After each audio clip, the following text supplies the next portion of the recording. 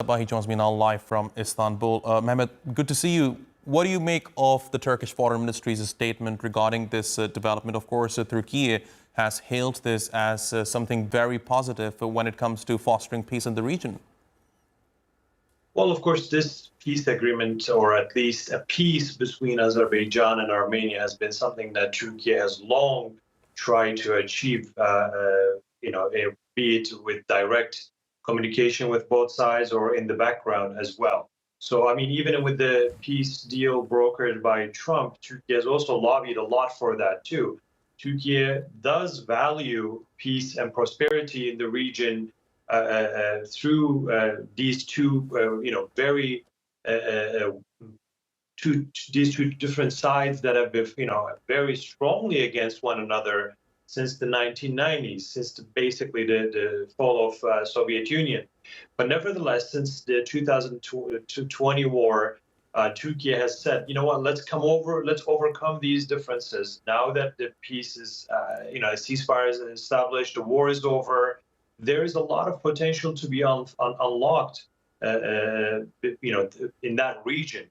Aside from the geopolitical equation that will change with this peace, given Russia's influence, given Iran's influence, aside from that hard talks or hard topics, there is a lot of potential when it comes to trade, when it comes to people's exchanges, when it comes to that atmosphere of peace in the region that has been absent for many decades. So I think Turkey has long worked for that, and now that it is achieved, of course, this is something that Turkey would praise very highly, and Turkey has valued very highly. And Turkey sees that potential beyond just ending the enmity will benefit the region itself. As a region, Turkey is, there's many different conflicts surrounding Turkey, and this was one of them. And minimizing the impact of that conflict will, of course, benefit not just Armenia and Azerbaijan, but also surrounding countries as well. For that reason, Turkey wants these regional conflicts, be it in South Caucasus, be it in Black Sea region, or in the Middle East, to end so that the peoples in the region can benefit from that atmosphere of peace. Otherwise, these tensions block not only communication between the countries, but when it comes to connectivity in terms of trade, in terms of transport, in terms of energy routes, they play as an obstacles. So, we know with the Ukraine war, for example, the grain deal was a big thing. A blocking the grain exports led to a food insecurity globally. So with the South Caucasus peace, I think there will be many different potentials that will be unlocked, not just the end of a war between the two sides, basically.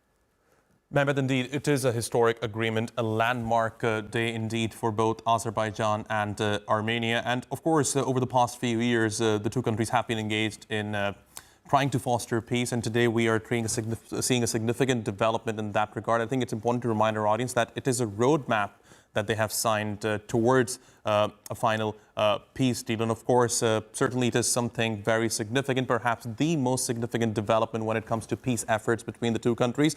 But Mehmet, I have to ask you, how do you think this development is being received by some in the United States? Because if you look at the dynamics of the U.S., there are certain factions within the United States which have for decades tried to avoid this peace treaty from getting signed. And in fact, I was on my social media accounts just a few moments ago, and I saw that how those factions are reacting to peace.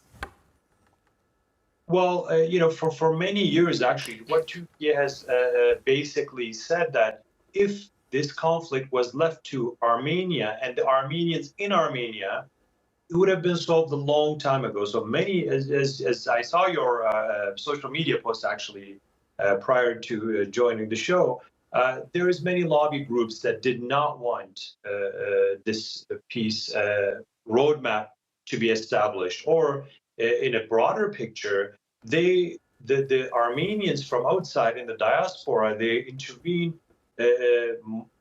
basically in a way that does not benefit the Armenians living in Armenia.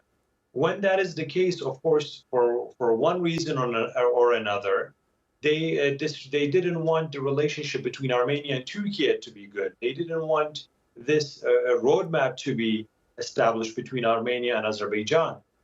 They want to govern Armenia from outside in a way that does not necessarily benefit the Armenian citizen living in Armenia. And Turkey has long lobbied in the United States or otherwise to overcome these obstacles, to overcome these ideological barriers between that has been blocking the peace atmosphere to be established.